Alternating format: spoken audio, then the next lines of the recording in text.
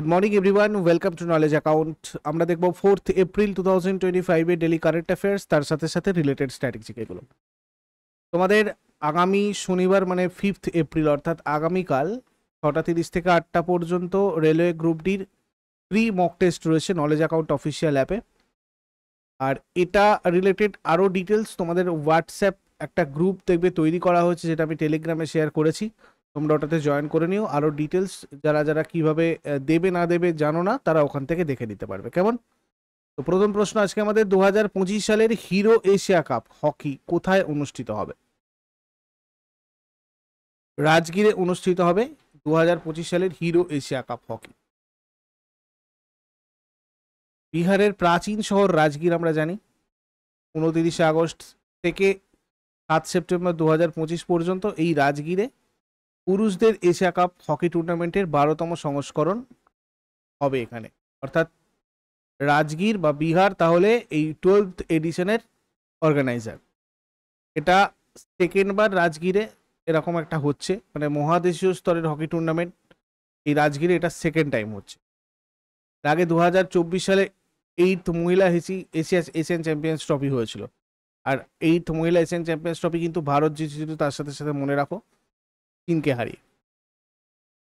নবনির্মিত Rajgir hockey stadium এই tournament হবে। দেখো, রাজগীর হকি স্টেডিয়ামটা খুব রিসেন্টলি তৈরি হয়েছে এবং সেখানেই এই খেলাগুলো হচ্ছে।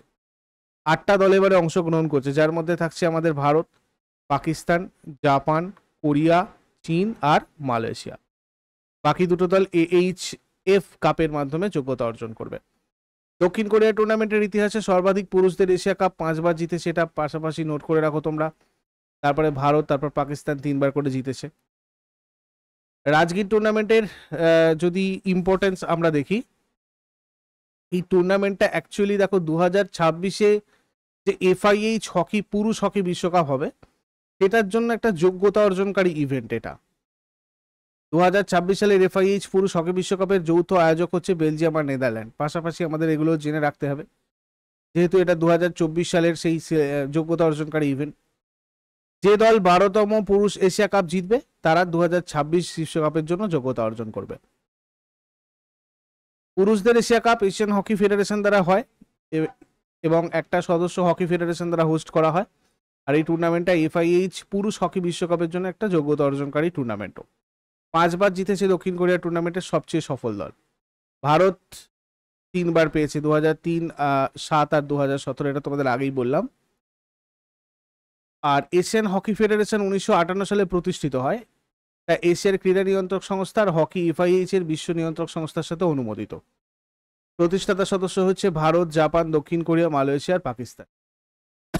টোটাল 31টা দেশ রয়েছে মেম্বার কান্ট্রি। হেডকোয়ার্টার কুয়ালালামপুর, মালয়েশিয়ার। সভাপতি দাতো ফুমিও ওগুরা, জাপানের। 2009 সালে প্রতিষ্ঠিত হয় হকি ইন্ডিয়া। এটা ভারতীয় হকি ফেডারেশনকে রিপ্লেস করে হয়েছিল। আর এটা হচ্ছে আমাদের দেশের ক্রীড়া নিয়ন্ত্রক সংস্থা হকি ইন্ডিয়ার সভাপতি দিলীপ তির্কি রয়েছেন, সদর দপ্তর নিউ দিল্লি। আচ্ছা, তোমাদের RRB গ্রুপ ডি আর RRB NTPCর previous year question with explanation ইউটিউবে আলাদা আলাদা প্লেলিস্ট রয়েছে, যারা যারা ওখান থেকে করতে চাও করে নেবে। এর আগে যেমন তোমাদের SSC WBP পড়িয়েছি, WBCSটাও হচ্ছে, এগুলোও তোমাদের প্লেলিস্ট তৈরি করা আছে ইউটিউবে। আর যদি তোমরা মক টেস্ট হিসাবে প্র্যাকটিস করতে চাও, সেক্ষেত্রে টেস্ট সিরিজে তোমাদের অপশন আছে, তোমরা ওখান থেকে গিয়ে টেস্ট সিরিজ থেকে প্র্যাকটিস করতে পারো এগুলো উইথ এক্সপ্লেনেশন। আর বর্তমানে জেনারেল স্টাডিজ ফাউন্ডেশন ব্যাচ তোমাদের চলছে রিসেন্টলি। এটা সেন্ট্রাল এবং স্টেটের সমস্ত এক্সামের জিকেটাকে কভার করবে। বাদ বাকি নিপুণ ব্যাচ ম্যাথ রিজনিংয়ের জন্য। আর railway group D specific railway group D batch এটা লাইভ চলছে তোমাদের। বুলেট ব্যাচও তোমাদের NTPCর এটা। তাছাড়া WBPKBর পরিবর্তন ব্যাচ, SSC ফাউন্ডেশন ব্যাচ প্রাপ্তি, এগুলো তোমরা জয়েন করতে পারো আমাদের সাথে। আরও ডিটেলসে জানার জন্য এই নাম্বারে হোয়াটসঅ্যাপ অথবা কল তোমরা করে নেবে 9593430522। কেমন? Next question, reserve bank of ইন্ডিয়ার নবনিযুক্ত ডেপুটি গভর্নর পদে কে নিযুক্ত হয়েছেন?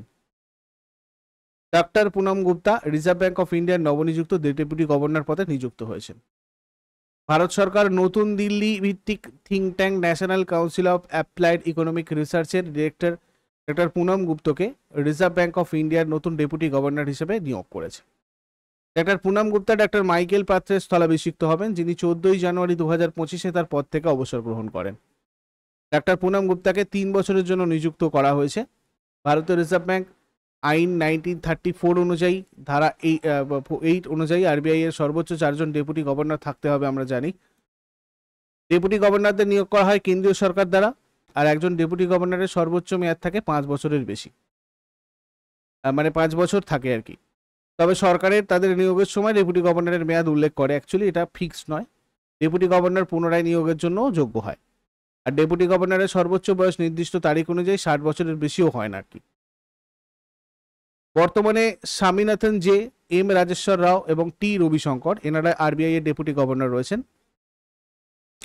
প্রথম ডেপুটি গভর্নর ছিলেন ক্যাপ্টেন স্যার সিকান্দার হায়াত খান এবং sir James B Taylor.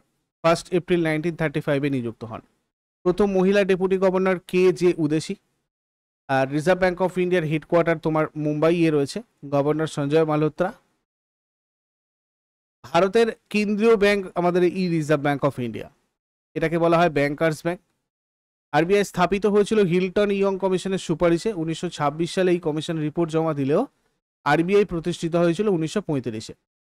Doctor B আর আম্বেদকর তার the problem of the rupee, it's origin and it's solution এই বইটাতে আরবিআই ধারণা দিয়েছিলেন।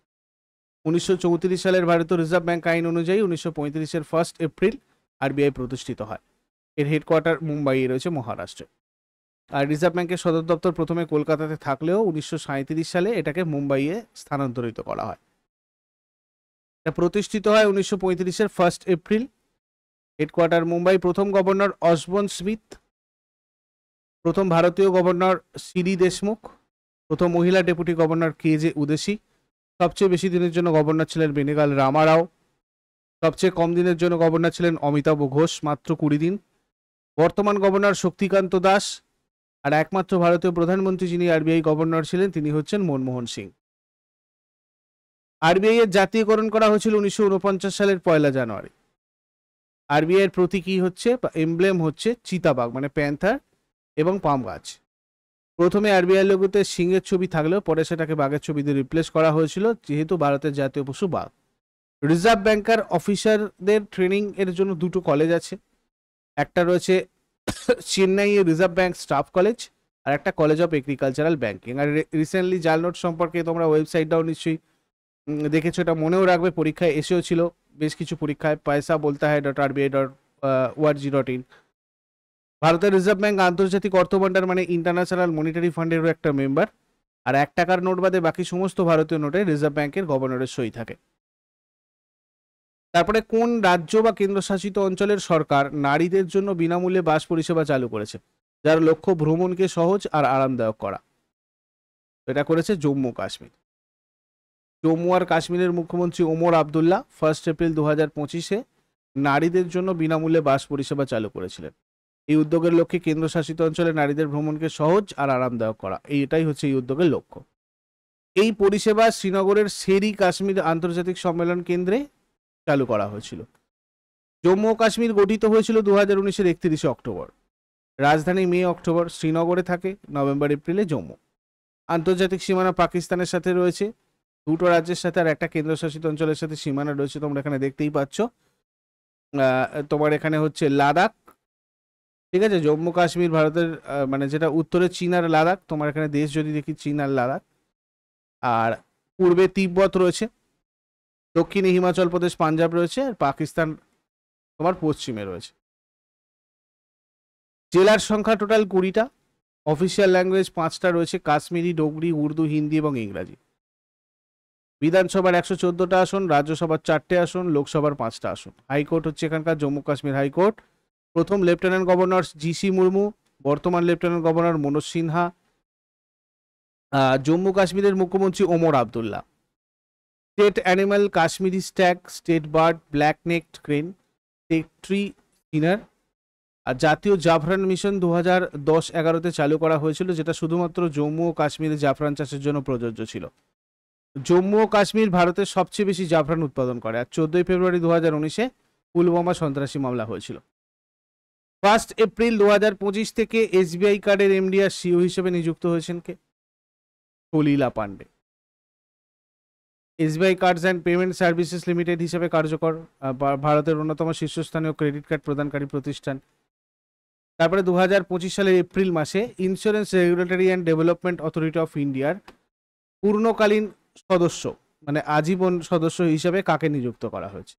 Insurance regulatory and development authority of ইন্ডিয়ার, তো এখানে স্বামীনাথন এস আয়ারকে নিযুক্ত করা হয়েছে। 5 বছর অথবা 62 বছর বয়স পর্যন্ত হয় এই মেয়াদ। বর্তমানে টাটা এআইএ লাইফ ইন্স্যুরেন্সের এক্সিকিউটিভ ভাইস প্রেসিডেন্ট হিসেবে ইনি দায়িত্ব পালন করছেন।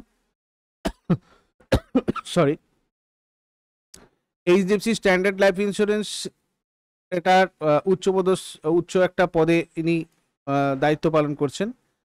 আর এই যে বলছি IRDAI, insurance regulatory and development authority of India, এটা ভারতে বিমা শিল্পকে নিয়ন্ত্রণ মানে বিমাকেই নিয়ন্ত্রণ করে, পলিসিগুলোকে প্রমোট করে।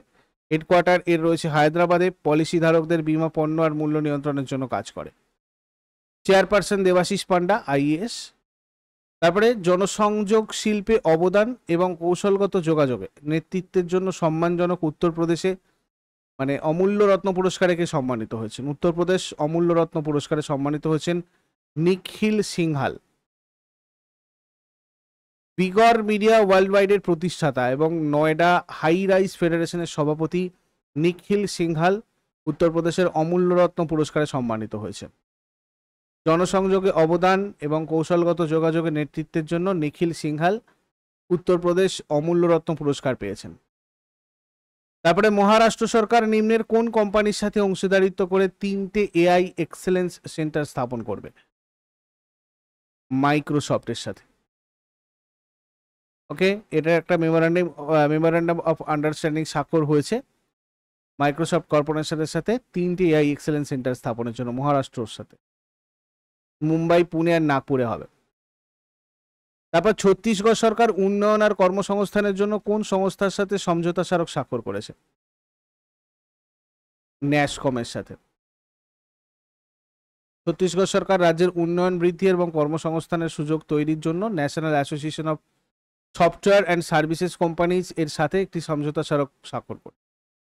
ন্যাসকমের সভাপতি দেবযানী ঘোষ, প্রতিষ্ঠাতা নন্দন নীলেকানি, দেওয়াং মেহতা। সদর দপ্তর উত্তরপ্রদেশের নয়ডা। প্রতিষ্ঠিত হয় 1988 এর 1 মার্চে। তারপরে উড়িষ্যা দিবস বা উৎকল দিবস কবে পালিত হয়? 1 এপ্রিল পালন করা হয় উড়িষ্যা দিবস বা উৎকল দিবস। গঠন হয়েছিল 1936 1 এপ্রিল। রাজধানী ভুবনেশ্বর। আন্তর্জাতিক কোনো সীমানা নেই। রাজ্যের সীমানা যদি দেখি, উড়িষ্যার উত্তরে ঝাড়খণ্ড আর পশ্চিমবঙ্গ, পূর্বে বঙ্গোপসাগর, দক্ষিণে অন্ধ্রপ্রদেশ আর তেলেঙ্গানা, আর পশ্চিমে ছত্তিশগড় রাজ্য। জেলার সংখ্যা 30, সরকারি ভাষা ওড়িয়া। বিধানসভার 147টা আসন, রাজ্যসভার 10টা আসন, লোকসভার 21টা। হাইকোর্ট হচ্ছে এখানকার ওড়িশা হাইকোর্ট। প্রথম রাজ্যপাল কৈলাসনাথ কাটজু, বর্তমান রাজ্যপাল হরিবাবু কাম্বাম্পতি। প্রথম মুখ্যমন্ত্রী হরেকৃষ্ণ মেহতা, বর্তমান মুখ্যমন্ত্রী মোহন চরণ মাঝি। ওড়িশার national park Bhitarkanika national park, Similipal national park, এই দুটো। লোকনৃত্য ওড়িশি রয়েছে একমাত্র, এটা হচ্ছে ক্লাসিক্যাল ডান্স, তার সাথে সাথে সাবারিজ, ঘুমারা, ফাইনকা, মোনারি, ছৌ এগুলো রয়েছে। State animal sambar deer, state bird Indian roller, state tree banyan. ওড়িশার প্রাচীন নাম ছিল কলিঙ্গ। তোমাদের পরীক্ষায় এসেছে 2023-এ।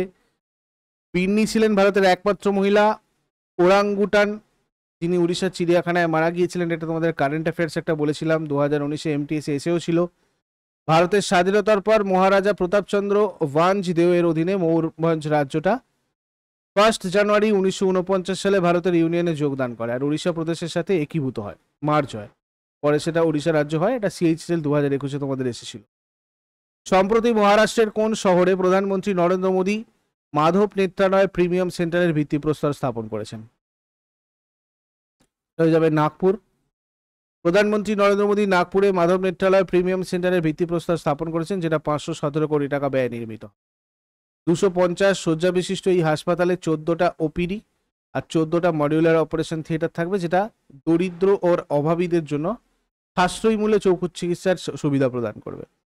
মাধব নেত্রালয় যেটা, এটা RSS এর দ্বিতীয় সরসংঘচালক মাধব সদাশিব রাও গোলওয়ালকারের স্মরণে প্রতিষ্ঠিত হয়েছিল।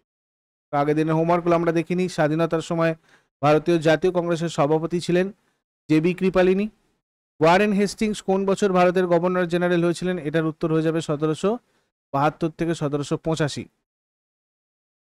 আজকে তোমাদের জন্য হোমওয়ার্ক থাকবে, স্বাধীন ভারতের প্রথম গভর্নর জেনারেল কে ছিলেন, আর পাঠশালা বন্দোবস্ত কে প্রবর্তন করেছিলেন। শেষকালে কমেন্টে জানাও। চট করে আগের দিনের গুলো কুইক রিভাইজ করে নেবো। যারা যারা লাইভে রয়েছে চটপট অ্যান্সার করো। 3 এপ্রিল 2025 এর কোয়েশ্চেন্স কি ছিল? কোন রাজ্য সরকার 2025 সালের এপ্রিল মাসে 4 দিনের স্কুল চলে হাম ক্যাম্পেইন চালু করেছে?